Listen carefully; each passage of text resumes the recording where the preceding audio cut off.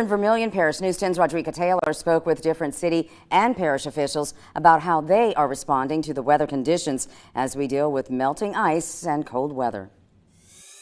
Officials are urging residents to stay off the roadways because even though the snow has stopped, the danger is still present. The big message from the sheriff is really urging people to stay home. We know that everyone wants to see what's happening out there in the parish, what the snow looks like, how beautiful it is on the trees, and, all of those things that are lovely about our parish. But we encourage people to get photos from your friends, look at it on Facebook, enjoy your own yards, because it really is just unsafe on the roadways. Homer Stelly, the director of the Office of Emergency Preparedness, says they are dealing with power outages as they have 1,800 customers without power in the parish. Residents are having issues with either, trying to stay warm within their homes, or they lost power and they can't heat up their homes. So we try and give them an alternative to go to a woman's shelter that we got set up in Abbeville and Kaplan if they want to go,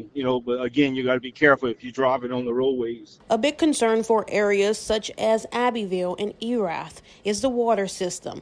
Abbeville Mayor Rosalind White urges customers in a statement to stop dripping their faucets as pipes are not currently at risk of freezing.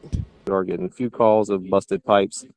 The biggest thing is asking people to, definitely look at your property, assess your pipes, and assess your neighbors, those that can't get out or those that aren't properties either vacant or people are away. Just check those properties. All hands are on deck to make sure residents stay safe and warm. In Vermilion Parish, Rodrika Taylor, KLFY News 10.